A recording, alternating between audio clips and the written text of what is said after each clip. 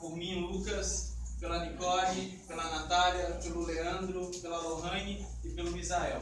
Nós convidamos a presença aqui do Thiago Costa, ele é coordenador do movimento LGBT em Belo Horizonte, coordenador e organizador da Parada Gay lá em BH também. E ele vai falar um pouco para nós sobre o movimento. Ele vai fazer uma apresentação e no final dela, livre para debates, perguntas e vamos discutir o tema. Ok? Fique à vontade, seja bem-vindo ao FTCon, a primeira turma. Obrigado. Já está tudo... gente! O alto agora não é mais o Rafael. É o Lucas. Desculpa aí, velho.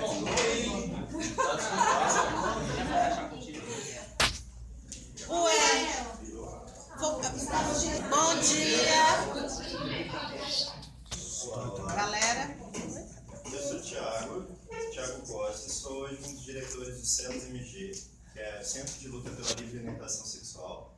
Eu trouxe a imagem da parada de início, só para a gente já começar quebrando alguns paradigmas de que o movimento é sobre se limitar ou não à parada, mas aí a gente fala um pouco a respeito. O CELS é uma entidade que já tem há 14 anos em Belo Horizonte.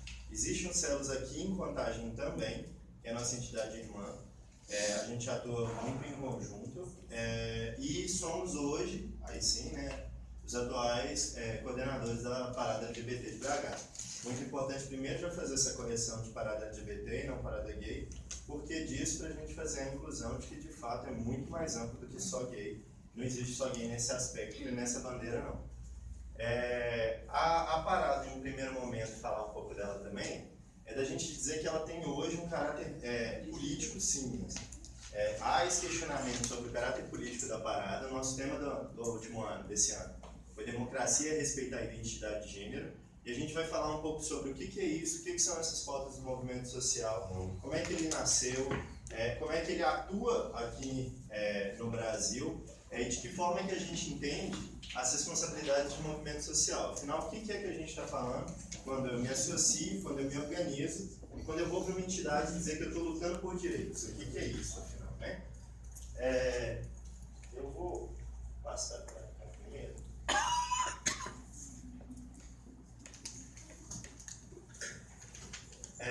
Essa foi uma apresentação que eu fiz numa capacitação a respeito de prevenção de STIs, falando um pouco da história do movimento a partir dessa perspectiva. Vou utilizá-la aqui também porque muito dele nasce e ganha força aqui no Brasil nesse movimento. Aqui, voltando aqui, apresentando o CELS, isso é uma das fotos da parada que aconteceu em Belo Horizonte. E o que a gente faz afinal? De onde é que vem o movimento social?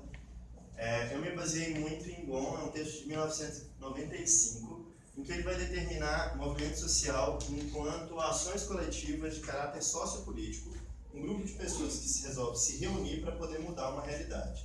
Então significa um bando de gente que está descontente, que não está feliz com alguma coisa e que resolve se organizar uma boa forma de tentar mudar essa realidade. Em prática é isso que a gente vai chamar e vai falar aqui que são construídos os nossos atores sociais, que no movimento LGBT em diferentes camadas você pode verificar recortes sociopolíticos, recortes econômicos, você vai encontrar os mais diferentes tipos dentro do movimento LGBT, e aí o que a gente faz é politizar essa demanda. Então, se eu estou dizendo que está faltando algum direito, se eu estou dizendo que eu não estou sendo bem atendido, eu estou sendo agredido, eu vou levar isso para poder fazer discussão de política pública. Eu vou levar isso para poder dizer, cobrar com que esses direitos cheguem a todos. Que direito, afinal, que a gente pode falar que a LGBT não tem? Até o casamento, até 2011 ou 2013, melhor dizendo, quando de fato regulariza, a gente podia listar, por exemplo, 37 direitos civis que eram negados a casais homoafetivos. Por quê? Herança, pensão, adoção, colocar como dependente de imposto de renda, você poder representar seu companheiro, você poder acompanhar ele em cirurgia, diversas situações que só quando você é reconhecido enquanto família, faltavam à nossa população, porque a gente não era reconhecido enquanto família. E é isso que a decisão de 2011 aqui no Brasil faz. A decisão, na verdade, o que ela estava dizendo lá é que a união heterossexual e a união homossexual é equiparada legalmente. É isso que ela está fazendo lá em 2011. Porque elas já existiam, já haviam juízes, já haviam decisões em que as pessoas podiam fazer a união estável. E aí, o que foi decidido em 2011, se aquilo era a mesma coisa. Afinal, isso que está acontecendo aqui e isso que está acontecendo aqui entre casais homoafetivos e heteroafetivos é a mesma coisa? E aí a justiça diz, é a mesma coisa. Por que é isso? Afinal, de onde é que vem isso? A gente pode pensar, e é importante pensar que a gente tem que tratar a partir do princípio de igualdade. Por causa do meu afeto, por causa da forma como eu vivo ele, eu tenho menos direitos? Ou eu posso chegar a ter menos direitos? Essa lista, e aí eu tenho ela na auto-apresentação, tem ela de 37 direitos civis. Eu ainda não estou falando de direitos sociais, eu ainda não estou falando de direitos humanos, eu estou falando de 37 direitos civis que não nos eram permitidos ter. Então a gente leva isso, politiza essa demanda e leva isso para poder tentar construir política pública. No campo político, a gente tem que pensar na força da sociedade civil. O que a gente está querendo dizer aqui é que nada vem de graça. A gente precisa fazer esse embate, fazer essa discussão para poder conseguir a discussão. E não se enganem de imaginar que esse tipo de ação do movimento civil não chega no judiciário. Chega. O advocacy que se faz no executivo, o advocacy que faz no legislativo também se faz no judiciário, enquanto, por exemplo, quem provocou essas ações foi o movimento social. A abertura dessas ações é de autoria do movimento social. A ABGLT, que é a Associação Brasileira, foi amicus curiae para advogar a nossa defesa lá. Às vezes vão militantes nos juízes para poder explicar ou levar material a respeito de um tema. Falar, olha, você precisa ler isso, você precisa ver isso, você precisa saber disso também. Então, a atuação do movimento social, ela também vai, e ela tem ido. Foi em relação ao casamento, tem ido em relação ao nome social, ao uso do banheiro e a vários outros direitos que a gente pleiteia e que tem conseguido a adoção e que tem conseguido no âmbito do judiciário. Porque se chega no legislativo e o legislador hoje tem receio de legislar e ele escolhe pela não legislação, ele escolhe pela não escolha, ele não faz a política, a gente chega e bate na porta do judiciário para perguntar, a gente é igual? Se a gente é igual, então também tenho esse direito. Se eu sou igual, então também tenho esse direito. E aí é isso que vai a confirmação das últimas decisões. O casamento, na adoção, agora está sendo julgado o nome social e o uso do banheiro. Então a gente segue com isso, a questão de uma identidade comum, compartilhada pelo grupo, a respeito de origem de luta LGBT. A homossexualidade ela existe desde que o mundo é mundo. Pessoas que se relacionam consentidamente com outras pessoas do mesmo sexo existem desde que o mundo é mundo. Porém, e aí eu baseio na história da sexualidade de Foucault, ele consegue identificar um momento na história em que você começa a desenhar uma cultura LGBT, ou você começa a desenhar um reconhecimento enquanto grupo. Ou seja, se existiam as pessoas que faziam as práticas, elas em si não eram tomadas como um grupo ou como um aspecto diferente da sociedade. Elas simplesmente existiam e praticavam. Ponto. Podiam ser recriminadas, podiam ser caçadas, podiam ser mortas, podia ter várias situações. Assim como em vários países do mundo, ainda é proibido, e proibido até com pena de morte. Nesse caso aqui, ele começa a elencar que no século XX, você vai começar a fazer grupos, guetos de convivência, e esses guetos, esses locais vão começar a constituir uma forma própria de viver ou entender algumas coisas como cultura LGBT. E isso vai só crescendo, assim. E você passa, e uma questão muito importante de se dizer, você passa de uma discussão entre a homossexualidade ser algo patológico, ser uma doença, e aí ainda é entendido por várias sociedades dessa forma, embora desde 1990 não é mais patologizado pela OMS, a Organização Mundial de Saúde. Então, se antes era tratado como um distúrbio mental, que era desde 1990, e por isso a gente tem a comemoração do dia 17 de maio, 17 de maio, a despatologização da homossexualidade. Então, doença não é, oficialmente não é doença. Eu sei que tem gente que trata a gente assim, eu sei que pode ter alguém que pensa que é assim, mas oficialmente pela OMS não é. E aí, passa também a figurar em vários códigos penais como crime. Ou seja, duas pessoas adultas fazendo sexo consentido. Ninguém obrigou ninguém a fazer nada, mas é entendido nessas sociedades enquanto um crime. Um crime contra quem? Né? E segue, ele acaba avançando e vai também numa discussão sobre fragilidade moral. Quer dizer, como se uma pessoa cede a esses comportamentos, ou ela age dessa forma, e é muito essa discussão que é feita pelas religiões, de que isso de alguma forma seria uma fragilidade moral, quando na verdade a gente está lidando com uma das características próprias de qualquer ser humano, que é a sexualidade.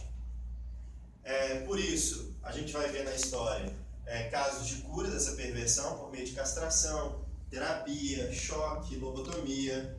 Isso existe até hoje. Na sociedade ocidental já praticamente não tanto, mas em várias personalidades, inclusive históricas, chegaram a viver ou passar isso ou ter que se esconder para não passar por esse tipo de situação, por esse tipo de penalidade. Daqui, então, a gente parte, só para poder explicar, já que a gente está falando aqui, então, de ciência política, de movimento social, de onde é que nasce o movimento social LGBT, enquanto movimento assim, ele começa, ainda nos anos 50, você vai começar a nascer grupos de convivência.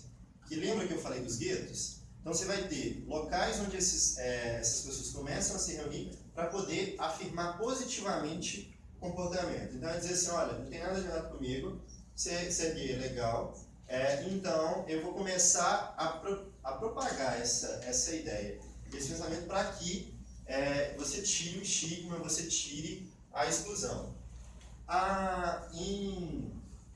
Acontece nos Estados Unidos a revolta de Stonewall, que lá nos Estados Unidos você podia, à época, ser preso por ser gay, e aí os policiais invadiam os bares, esses guetos, esses locais onde as pessoas frequentavam, e prendiam as pessoas. Por quê? Porque elas estavam ali. Era isso. O crime era esse, a pessoa era de sodomia.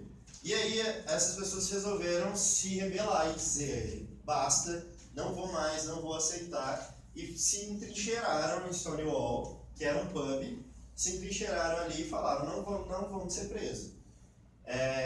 Partiu para uma quase luta armada, mas acabou se dispersando, e depois dali, um ano após, os militantes se reuniram de volta em Stonewall para poder lembrar disso que aconteceu, e aí nasce a primeira parada do mundo.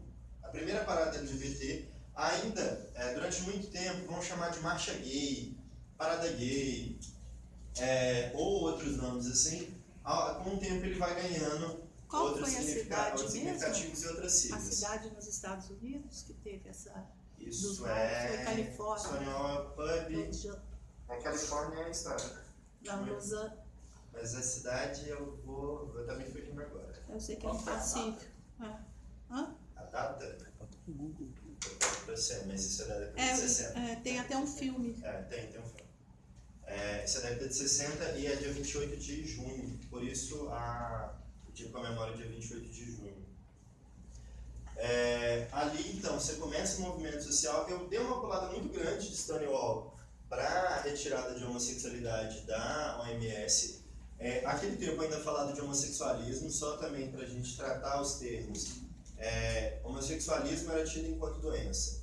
Então, no momento em que se deixa de ter a doença em 1990, o movimento passa a priorizar pelo uso do termo homossexualidade para você tirar o ismo da situação e tirar a questão de doença. Então, você passa a utilizar outra palavra para poder desqualificar essa questão e pensar isso de uma maneira afirmativa.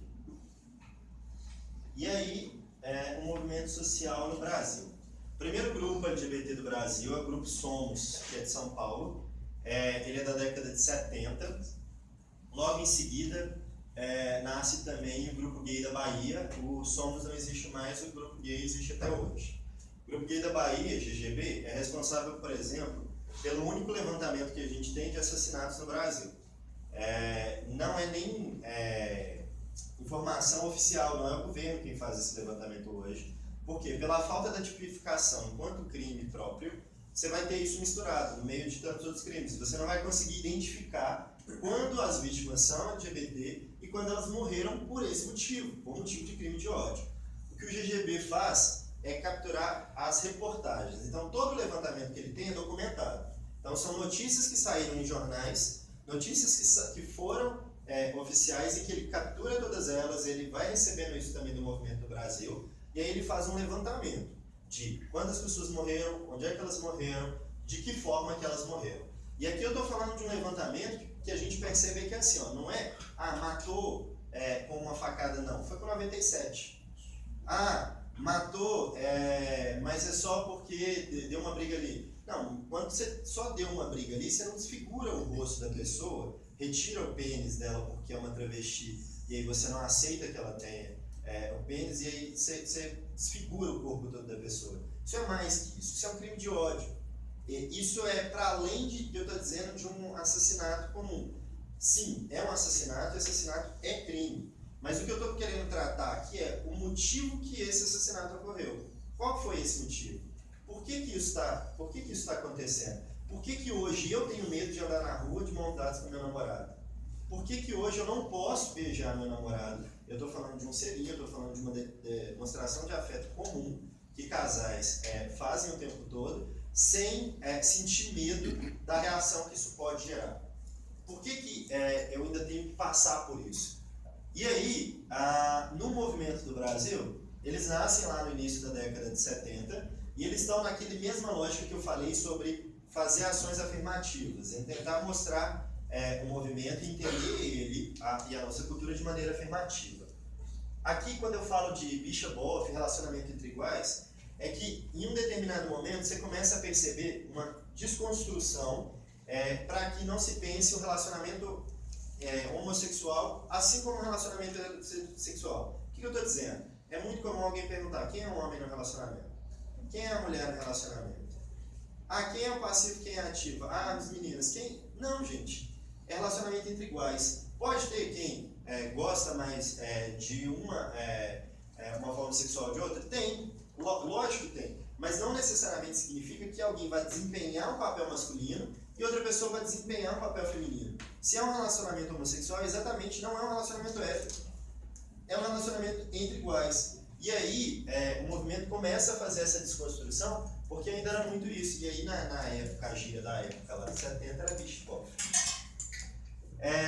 Aqui, a gente tem, no Brasil, quando eu falo dos guetos, aqui vão ser bares, saunas e locais desse tipo, onde as pessoas acabam fazendo a socialização, e eram locais escondidos, eram locais de não ampla socialização.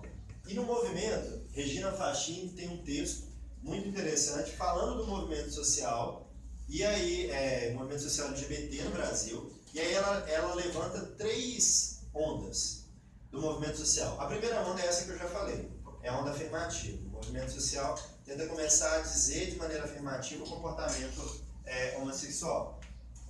A segunda onda vem junto com a epidemia de AIDS. O movimento social acaba tendo que lidar com isso, porque você chega nos anos 80, você tem uma epidemia de AIDS, e aí você muda o foco da atuação para poder atuar em conjunto e combater a epidemia de AIDS, que estava dizimando sim, e que ninguém sabia ao certo o que era, e por estar dizimando muitos gays a princípio, foi deixado de lado enquanto política pública.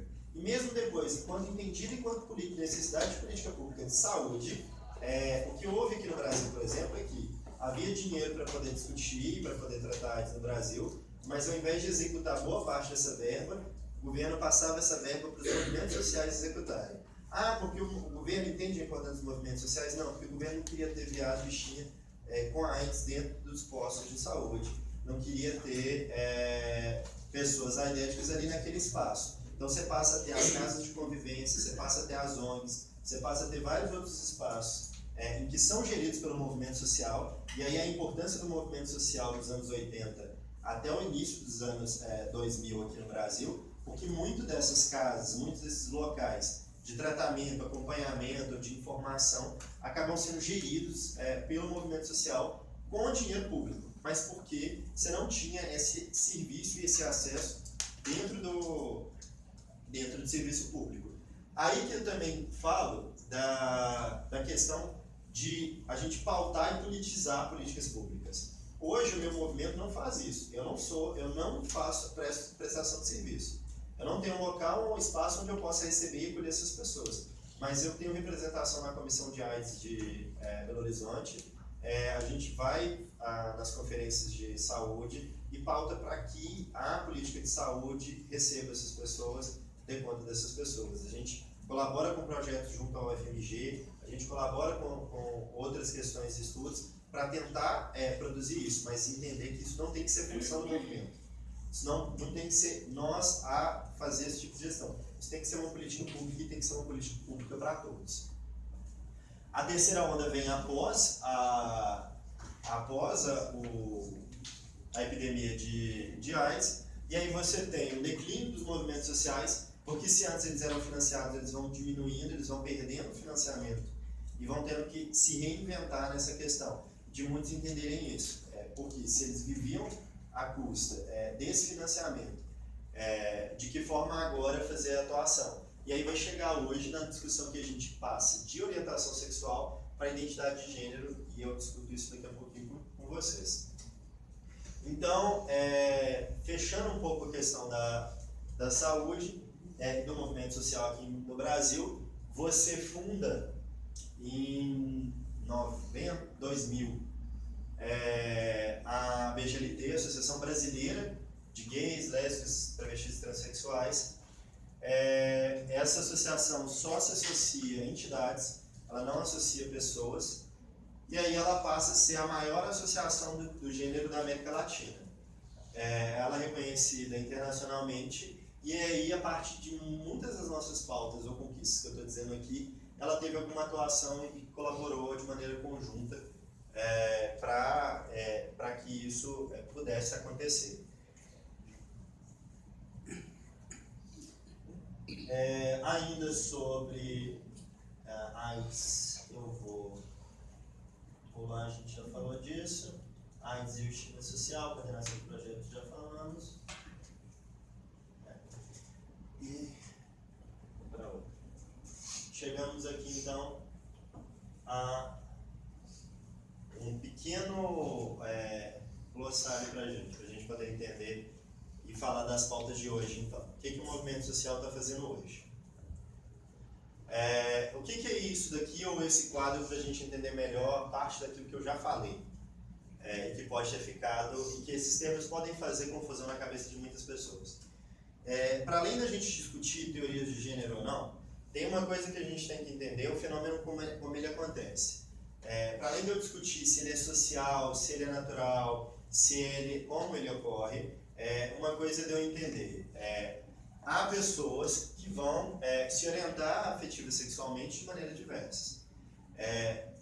E aí você vai ter um espectro que vai variar entre a heterossexualidade e a homossexualidade, e você tem todo uma variação ali entre esses dois tipos de comportamento.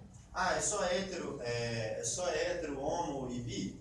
Você vai ter pessoas que vão variar, ou que vão estar ali de alguma forma. A gente poderia falar aqui de pansexual, a gente poderia falar aqui de outras situações, ou até mesmo também de assexual.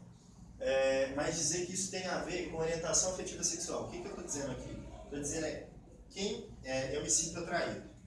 A pergunta aqui é sobre quem eu sinto atraído. Eu me sinto atraído por pessoas do mesmo sexo, por pessoas de outro sexo, por pessoas de ambos os sexos, por ninguém. A pergunta é essa. Sobre orientação sexual, eu estou me perguntando sobre quem eu me sinto atraído. E quando eu falo de identidade de gênero, é sobre quem eu me sinto.